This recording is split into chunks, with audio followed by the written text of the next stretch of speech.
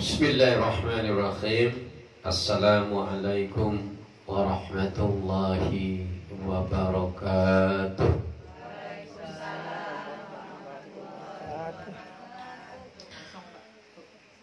Alhamdulillahi rabbil alamin.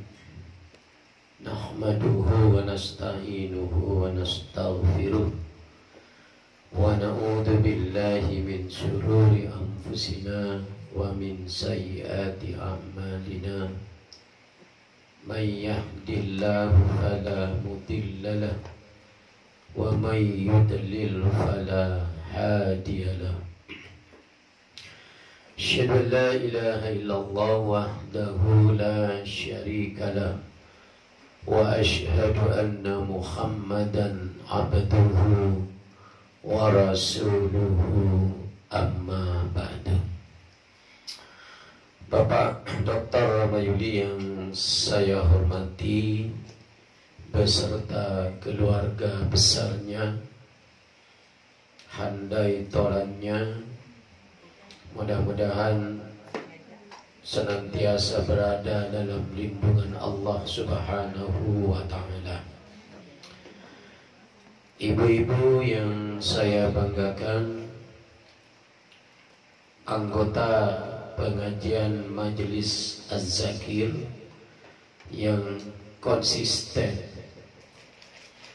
dalam menimba ilmu agama, terutama yang terkait dengan masalah kehidupan keseharian kita, yang sangat saya banggakan. Mudah-mudahan ibu-ibu semua senantiasa berada dalam pengawasan Allah Subhanahu wa ta'ala.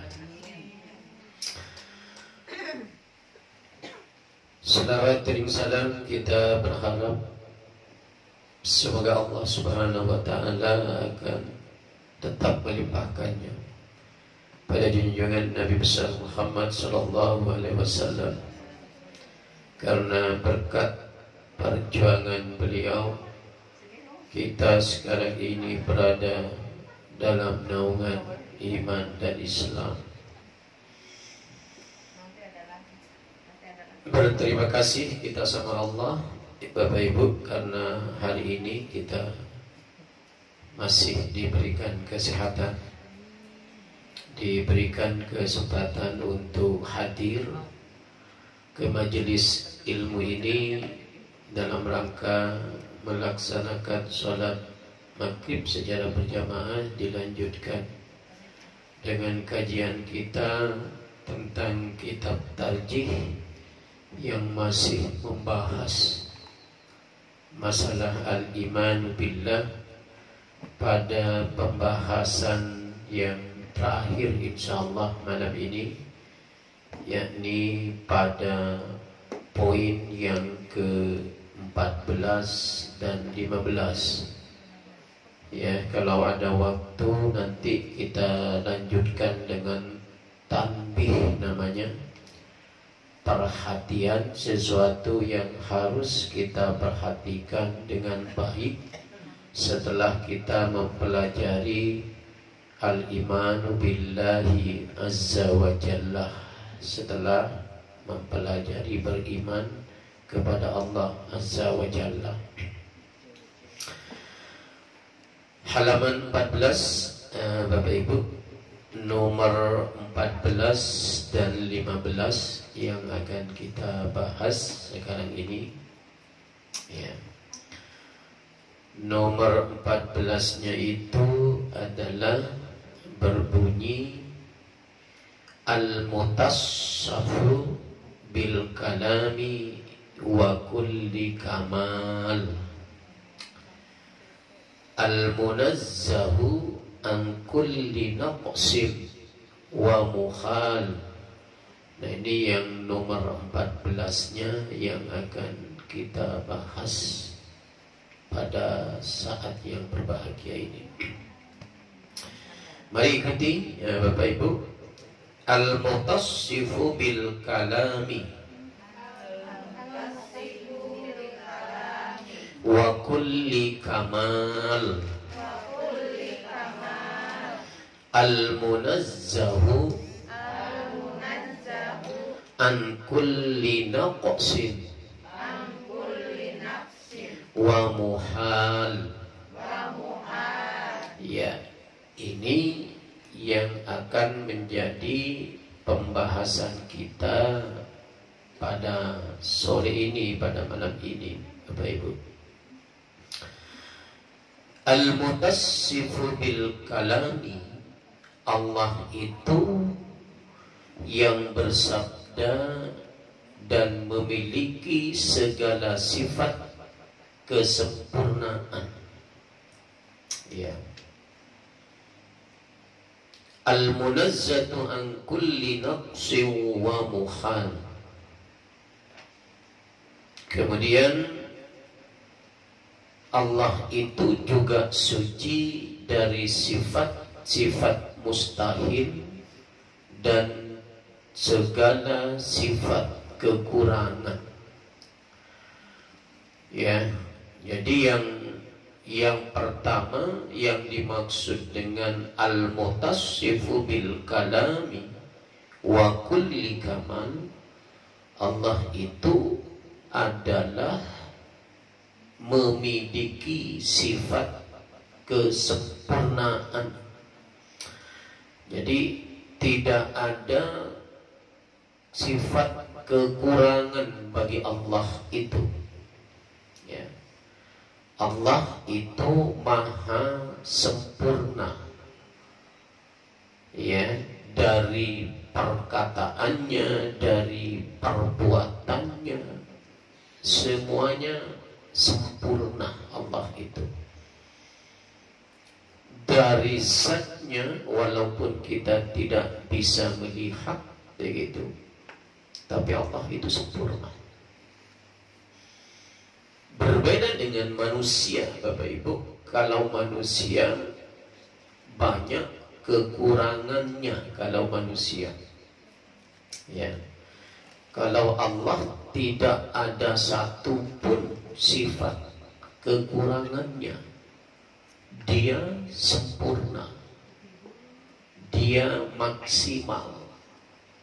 Lepas dari sifat-sifat kekurangan. Nah, itu Allah. Ya, halaman 14 ya, halaman 14 nomor 14. Ya. Mau dilihat dari sisi manapun, Allah itu sempurna. Mau dipahami dari aspek apapun, Allah itu sempurna. Jauh dari sifat kekurangan. Kalau kita penuh dengan sifat kekurangan, jauh dari sifat kesempurnaan. Karena yang sempurna itu memang hanya Allah, hanya milik Allah, sifat kesempurnaan itu. Jadi kalau ibu-ibu, bapak-bapak melihat orang serba kekurangan, serba tidak sempurna, jangan diledekin. Manusia itu sifatnya seperti itu. Ada orang pelupa. Ya, ada orang kalau ngomong tidak mau berhenti. Ya, nyocos aja begitu. Ada orang maunya bergerak terus. Ada orang maunya ribut begitu, ngomong terus begitu. Ya, ada orang lemah begitu. Ya kan? Tidak sempurna manusia. Berbeda dengan Allah. Ya. 5 jam saja kita tidak makan, apa yang terasa? Lemas, lapar. Ya kan? 5 jam kita tidak minum, apa yang kita rasakan? Haus, dehidrasi. Lama jalan kita, apa yang terjadi? Capek kita, letih, lesu. Nah itu manusia. Jadi kalau ada orang kerja di bareng kita, Bapak Ibu, kerja bareng-bareng begitu kan, lalu dia istirahat, jangan ngomel kita. Jangan-jangan dia bukan karena malas, karena memang dia lemah. Gitu. Omongannya tidak tertata dengan baik, ya kan? Ide-idenya terkadang tidak selamanya maksimal, bagus.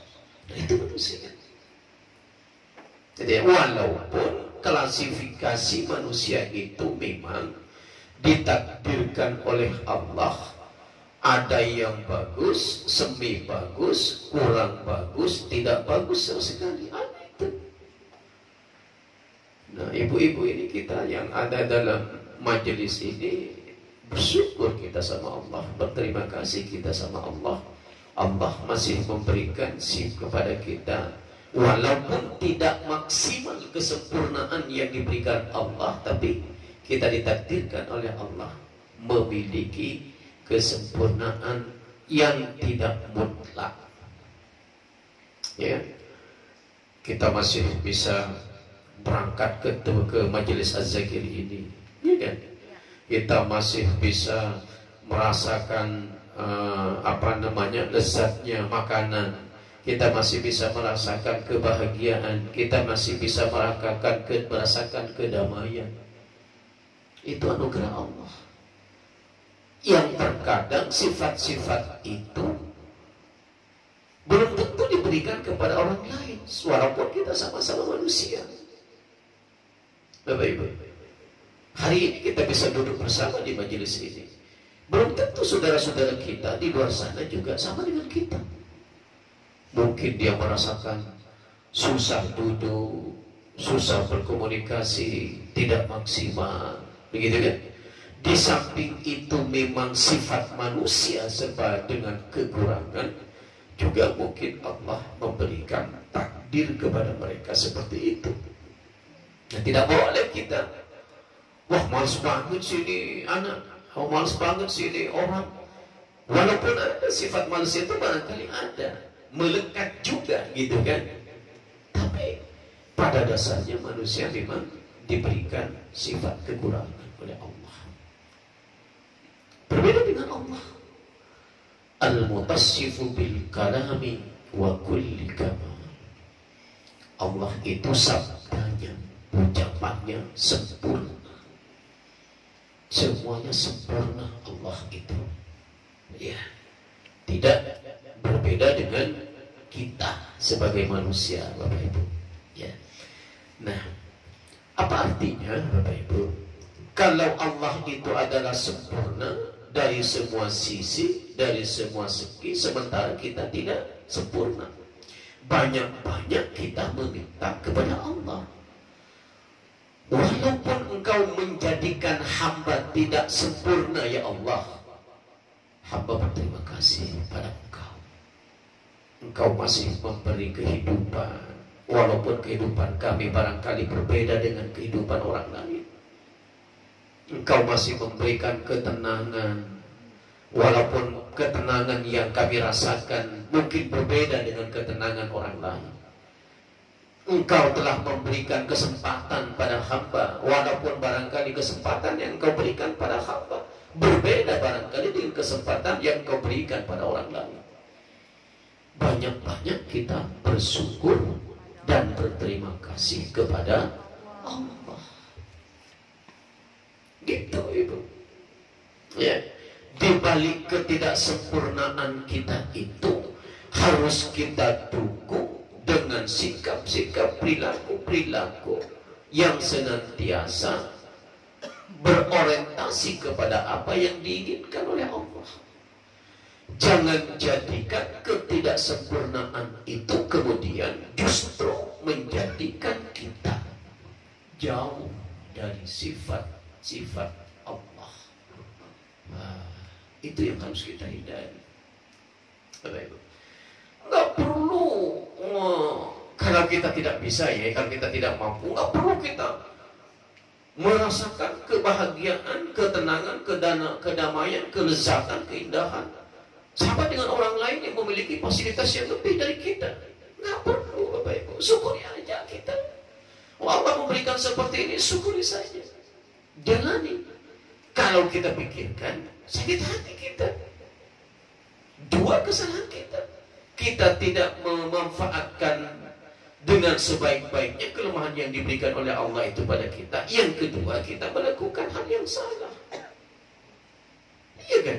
Iri dengan orang, menyesal kenapa tidak sama dengan orang. Itu takdir kehidupan yang telah diberikan Allah pada kita. Harus kita syukuri Bapak Ibu. Saya paham kehidupan Pak Doktor kita, Pak Haji kita ini Bapak Ibu dulu nggak begini. Iya kan? Cerita beliau ini Masya Allah luar biasa. Nah karena ketabahannya, kemudian kesabarannya, hari demi hari terus dijalani dengan tabah. Walaupun terkadang ditipu orang katanya Bapak Ibu ya, sabar beliau gitu kan. Akhirnya apa yang terjadi? Allah memberikan walaupun Bapak Ibu belum kepada titik maksimal, tapi beliau sudah diberikan kesuksesan oleh Allah. Ya kan? Gitu.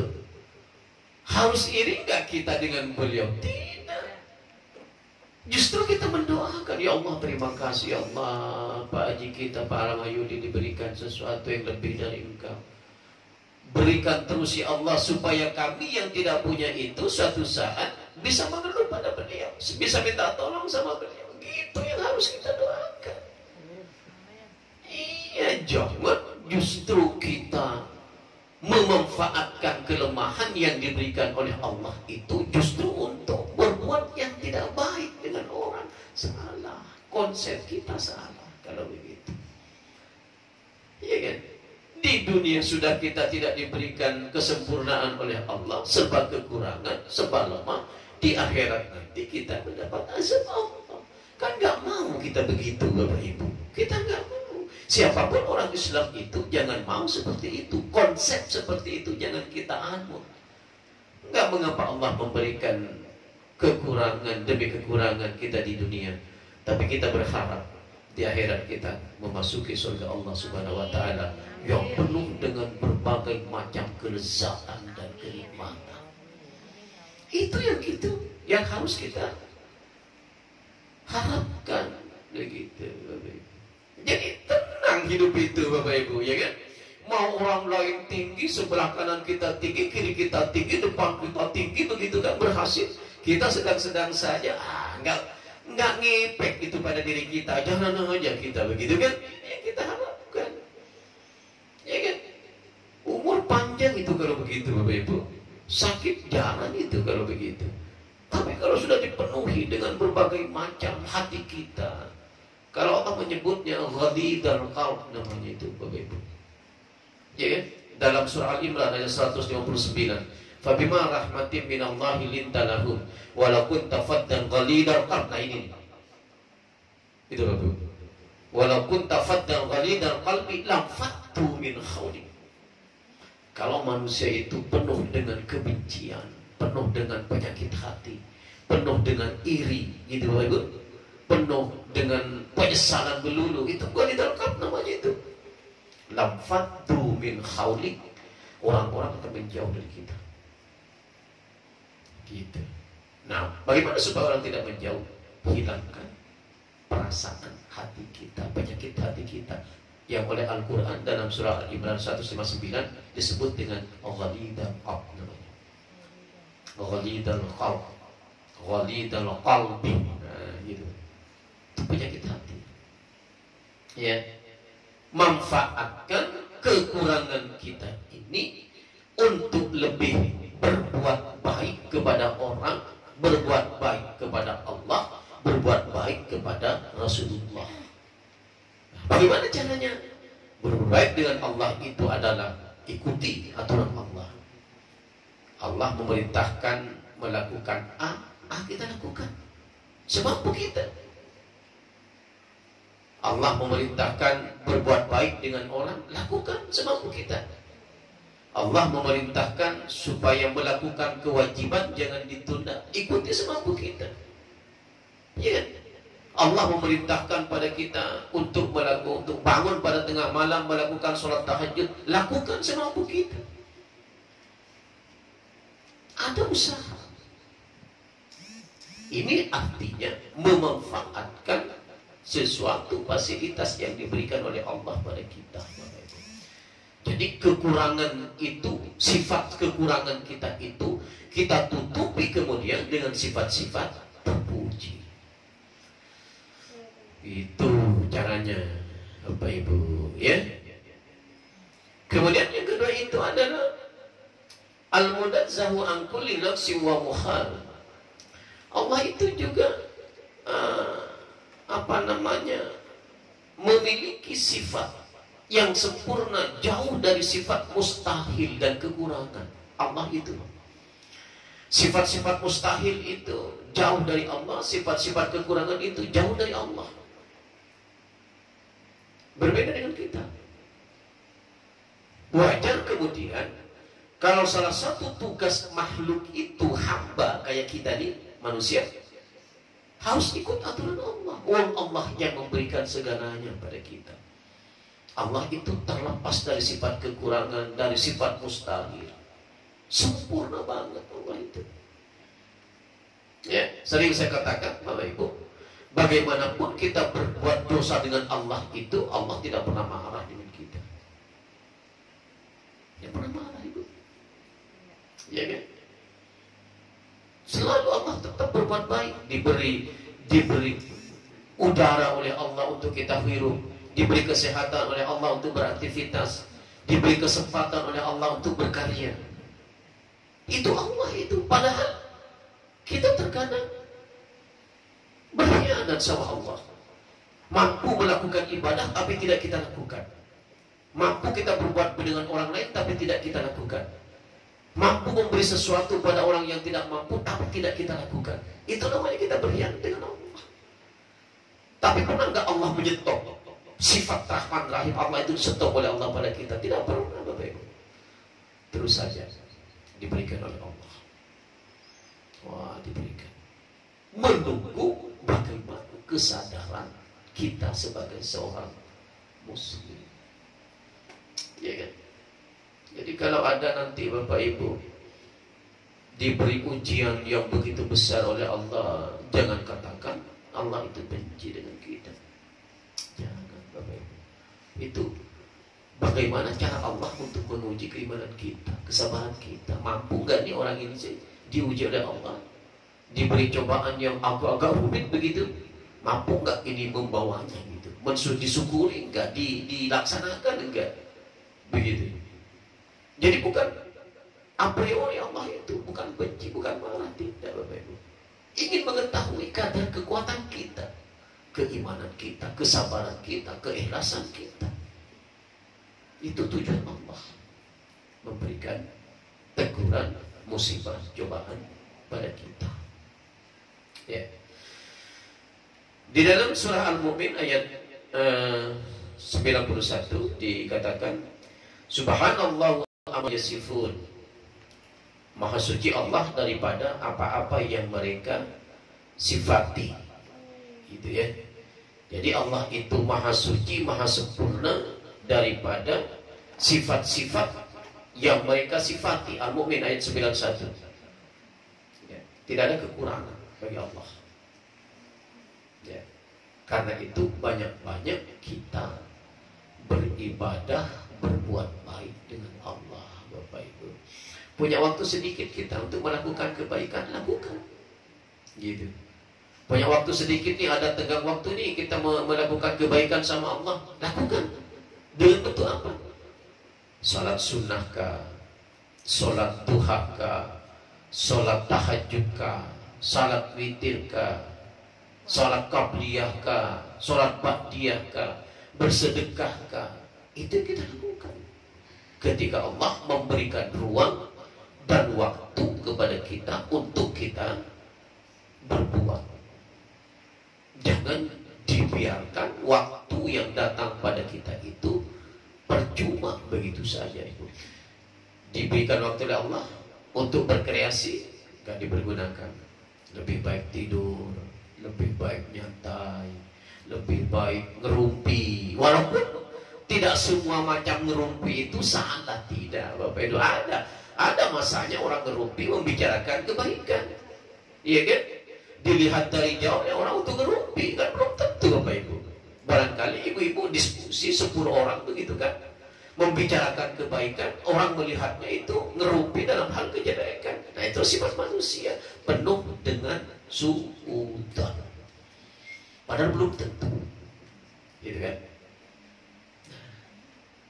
Pergunakan kesempatan dan waktu yang diberikan Allah untuk berbuat yang terbaik, walaupun kita penuh dengan kekurangan. Allah adalah penuh dengan kemahasempurnaan. Nah, itu yang nomor 14, Bapak Ibu. Yang terakhir dalam bahasan iman kepada Allah ini adalah yakhluqu ma yasha'u wa yahtar biyadihil amru kulluhu wa ilaihi yarji'un. Ya. Coba ikuti Ibu. Yakhluqu ma yasha'u wa yakhtar biyadihil amru kulluhu wa ilaihi yarji'un. Nah, ini sifat Allah yang terakhir dalam bahasan iman kepada Allah ini, bahwa Allah itu menjadikan sesuatu menurut kemauan dan kehendaknya. Bapak Ibu, jadi ketika Allah menginginkan sesuatu, menciptakan sesuatu, memberikan sesuatu, selalu disesuaikan dengan kehendak Dia. Tidak pernah Allah memberikan sesuatu di luar kehendak Dia. Berbeda dengan manusia. Manusia terkadang memberikan sesuatu pada orang lain, padahal hatinya tidak ingin itu. Hanya karena enggak enak dengan orang, dengan tetangga, terpaksa dia memberikan sesuatu pada orang lain. Hatinya padahal tidak merestui. Allah tidak. Kebaikan. Begitu juga kita dalam masalah ibadah. Terkadang kita melakukan ibadah itu bukan karena kehendak kita, karena ingin dipuji orang, pamer Ibu, karena ingin dilihat oleh orang supaya dikatakan anak soleh, orang solehah gitu kan. Ria. Kadang begitu kita. Ya kan? Melakukan sesuatu bukan karena kehendak kita. Inilah oleh hadis disebut dengan al-munafiqun, orang-orang munafik. Bapak Ibu, hindari kita dari sifat-sifat seperti itu. Apapun yang ingin kita lakukan adalah sesuai dengan kehendak kita. Ya kan? Ingin beribadah karena kehendak kita dalam rangka mematuhi apa yang diinginkan oleh Allah. Ya kan? Jadi, tapi saya melihatnya enggak. Kalau majelis Az-Zakir ini enggak mungkin begitu Bapak Ibu. Ya kan? Ibu-ibu datang ke majelis Az-Zakir ini bukan karena keterpaksaan kalau saya melihatnya. Bukan karena ingin dilihat oleh tetangga gitu supaya dikatakan ibu-ibu solehah begitu. Saya yakin karena ketulusan hati, keikhlasan hati datang ke sini untuk menimba ilmu agama, satu. Yang kedua untuk saling bersilaturahmi. Dan itu kan mulia tujuannya kalau begitu. Walaupun Bapak Ibu, saya nggak paham nih bagaimana hati ibu-ibu. Begitu juga ibu-ibu nggak paham bagaimana hati saya. Yang tahu hanya Allah. Tapi husnudon saya, ibu-ibu datang ke sini karena keikhlasannya kepada Allah, ingin mendapat ilmu, ingin mendapat pahala, ingin bersilaturahmi, ya kan? Salah satu manfaat silaturahmi itu memurahkan rezeki kita, kemudian memanjangkan umur kita. Nah, itu niat yang ibu lakukan, itu keyakinan saya seperti itu, dan insya Allah seperti itu. Nah, bukan dilakukan datang ke majelis az-zakir karena keterpaksaan. Yakin saya nggak begitu, ibu-ibu, ya kan?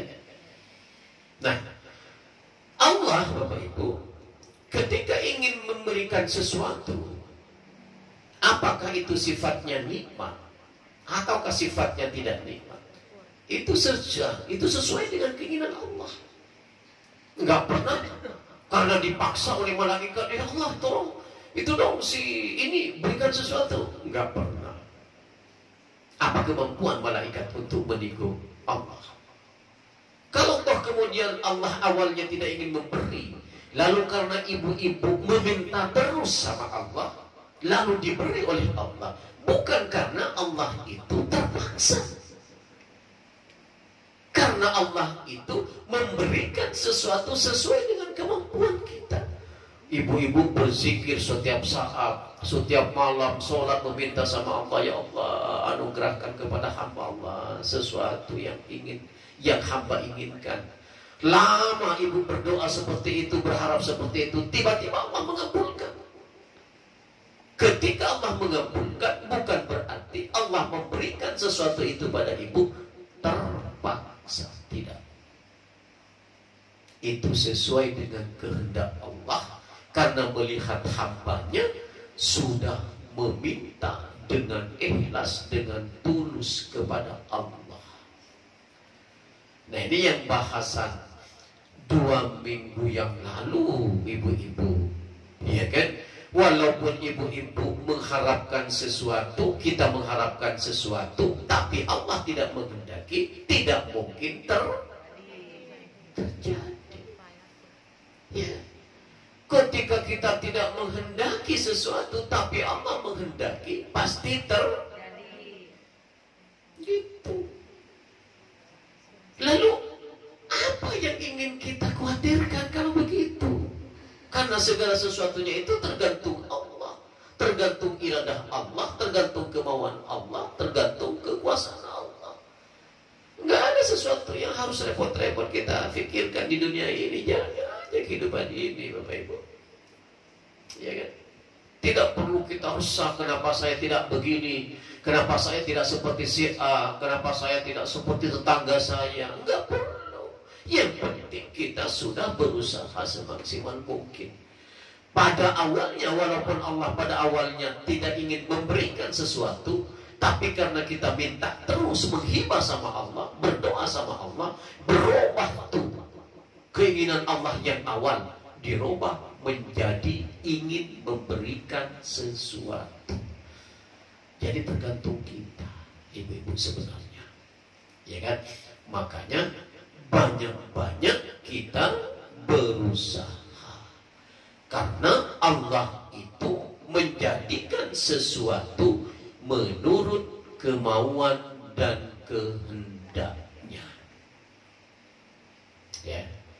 Jadi di dalam Al-Quran oleh Allah disebutkan dalam surah Al-Qasas ayat 68 halaman 27, Bapak Ibu, wa rabbuka yakhluqu ma yasha'u wa yakhtar.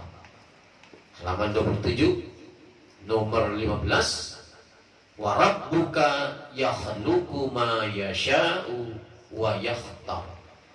Dan Tuhanmu menciptakan apa yang Dia kehendaki dan Dia pilih. Ya kan? Jadi kalau ada orang lima berteman akrab banget, ibu, ya kan? Sama-sama mengharapkan sesuatu nih, umpamanya Bapak Ibu. Lalu Allah menghendaki hanya 2 yang diberi. Berarti yang 3 belum.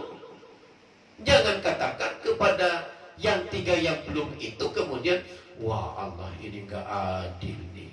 Masa yang dua sama kita sama berlima menginginkan sesuatu itu, tapi dua dikabulkan kok tiga tidak begitu? Bukan begitu. Cara berpikir kita supaya kita husnudzon dengan Allah adalah yang tiga ini yang belum diberi. Oh, jangan-jangan ada kesalahan nih dari kita bertiga ini. Kok dua sudah dikasih, tiga belum nih? Barangkali ada kesalahan di kita nih. Apakah kita lemah dalam sholat-sholat sunnahnya? Apakah kita lemah begitu Allah memanggil melakukan kebaikan? Atau mungkin dalam hati kita ada perasaan gak enak dengan orang? Jangan-jangan itu yang menyebabkan Allah tidak memberi kelima-lima itu. Padahal sama-sama meminta, sama-sama berharap. Hanya dua yang dijawab oleh Allah, tiganya tidak. Adalah kemudian konsep evaluasi namanya, yang dalam bahasa syariat disebut dengan muhasabah, yang kita bahas juga pada minggu yang lalu. Oh, jangan-jangan saya lambat nih sholat wajibnya nih. Jangan-jangan saya sebelum sholatnya saya main-main nih. Semuanya kita cari itu satu demi satu. Oh iya, ternyata ini loh penyebabnya. Orang sudah berbondong-bondong ke masjid, ke musola, saya masih tidur-tiduran nunggu komat. Nah, umpamanya begitu. Wah, ini nih penyebabnya nih. Dan sekarang saya rubah tuh sikap saya sekarang. Saya akan lebih awal. Tapi jangan karena ingin dipuji oleh orang lah. Gitu. Ya. Berikutnya adalah wa ilaihi yarji'un. Pada akhirnya nanti kita ini akan kembali kepada Allah. Pada akhirnya kita akan kembali kepada Allah. Yahluku ma yasha'u wa yahtar biyadihil amru kulluhu wa ilaihi yarji'un. Dialah yang menjadikan sesuatu menurut kemauan dan kehendaknya. Segala sesuatu ada di tangannya. Biyadihil amru kulluhu. Segala sesuatu ada di tangannya. Maukah Allah memberikan orang sakit? Tergantung Allah. Walaupun maukah orang ingin menjadi orang yang memiliki kenikmatan? Tergantung Allah. Semuanya ada dalam genggaman Allah. Bapak-Ibu,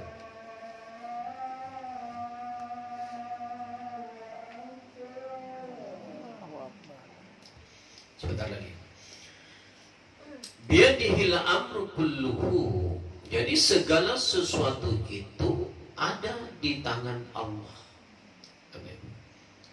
Ya, dalam genggamannya. Ya kan? Inilah yang menjadi pegangan kita, Bapak Ibu, dalam hidup ini, gitu ya. Kita tidak mesti kita meronta-ronta, tidak mesti kita menyesali sesuatu, tidak mesti kita bersuudzon dengan orang. Ini menjadi pegangannya. Karena bagaimanapun segala sesuatu ada dalam genggaman Allah. Kalau Allah tidak menghendaki memberi sesuatu, tidak terjadi. Kalau Allah tidak, walaupun saya katakan beberapa waktu yang lalu, walaupun diramalkan Jakarta akan tenggelam, kalau Allah tidak menghendaki, tidak terjadi. Biyadihil amru kulluhu. Semuanya berada dalam genggaman Allah. Bapak Ibu, terkadang kita agak terkejut, umpamanya ada orang ngobrol sebelumnya gitu, Bapak Ibu. Tahu besok meninggal, tidak sakit, tidak apa gitu kan. Lalu mendengar kabar tuh kita, wah, kemarin ngobrol dengan kita. Ada dalam genggaman Allah. Sampai di situ. Hidupnya sampai di situ. Walaupun dia tidak perlu sakit, tidak perlu macam-macam. Kalau Allah menghendaki terjadi. Gitu Ibu. Karena itu tidak ada rumus kita untuk tidak melakukan kebaikan, Bapak Ibu. Khawatir kita Allah menghendaki sesuatu yang tidak kita ketahui ini. Apa yang ingin diberikan Allah pada kita nggak tahu ini, Bapak Ibu. Kalau kita tidak melakukan kebaikan dalam hidup kita, begitu Allah memberikan sesuatu yang tidak kita inginkan, umpamanya kita baru menyesal. Ya Allah, kenapa saya tidak sadar dari dulu, ya Allah. itu. Ya, jangan tunda untuk melakukan kebaikan, walaupun sekecil apapun kebaikan itu. Jangan ditunda. Ya. Lihat halaman 27 pada poin yang ke-15 di bawahnya itu, lillahil amru min qablu wa min ba'du. Ada dalam surah Ar-Rum ayat 4. Bagi Allah lah segala perkara pada sebelum dan sesudahnya. Apa artinya? Semua kejadian, semua kehendak, semua keinginan ada dalam genggaman Allah. Bapak Ibu, pintar-pintar kita merayu Allah agar Allah senantiasa memberikan yang terbaik dalam kehidupan kita. Nah, karena itu diakhiri dalam tarjih ini dengan kalimat wa ilaihi yarji'un. Kepada Allah kita akan kembali. Bapak Ibu, kalau kita sudah kembali kepada Allah, harus punya oleh-oleh. Untuk siapa oleh-oleh itu? Bukan untuk Allah, tidak. Untuk diri kita sendiri. Apa oleh-oleh itu? Amal perbuatan baik kita sebanyak-banyaknya. Karena inilah amal itulah yang akan membantu kita. Membantu di kuburan. Ketika malaikat datang menanya kita, kita lancar menjawabnya. Karena amal perbuatan baik kita banyak. Begitu Allah mizan amal perbuatan kita ditimbang, maka perbuatan baik kita yang muncul. Karena di dunia kita banyak melakukan kebaikan. Begitu dalam padang mahsyar pengadilan Allah, dalam mahkamah pengadilan Allah, sifat baik itulah yang menolong kita. Bahkan dengan sifat atau amal baik itulah yang menyebabkan kita dituntut oleh amal kita itu menuju surga Allah Subhanahu. Apakah indah kehidupan seperti itu, Bapak Ibu? Ya. Oleh karena itu tidak ada rumus lain dalam hidup kita selain daripada melakukan kebaikan sebanyak-banyaknya, Bapak Ibu. Duduknya ibu-ibu di sini ini kebaikan dari maghrib sampai isya. Berapa tuh kebaikan yang ibu-ibu ambil, yang ibu-ibu restui dari Allah. Dan jangan-jangan duduknya ibu setiap malam Kamis, setiap malam apa lagi nih Pak Zin? Malam Minggu, malam Senin. Jangan-jangan itulah nanti yang paling banyak membawa ibu ke surga. Jangan-jangan loh. Karena itu jangan pernah alpa selama kita punya kemampuan, kesempatan untuk datang kepada majelis az-zakir ini, Bapak Ibu. Saya kira itu Bapak Ibu bahasan keimanan kita kepada Allah. Pada pertemuan berikutnya nanti kita akan bahas tanbih namanya. Ya, perhatian bagaimana selayaknya seorang muslim memikirkan zat Allah itu. Nah, itu nanti akan dibahas dalam tanbih namanya. Pertemuan yang akan datang. Mudah-mudahan kita semuanya diberikan kesehatan oleh Allah, Bapak Ibu. Diberikan kemampuan untuk datang kepada majelis ini. Diberikan rezeki yang halal dan banyak oleh Allah. Dipanjangkan umur kita dan diberikan yang terbaik oleh Allah Subhanahu wa ta'ala. Silakan kalau ada pertanyaan. Silakan ibu-ibu. Kalau ada pertanyaan. Kadang untuk mewakili ibu Ustaz. Ya, siap Pak Haji, silakan.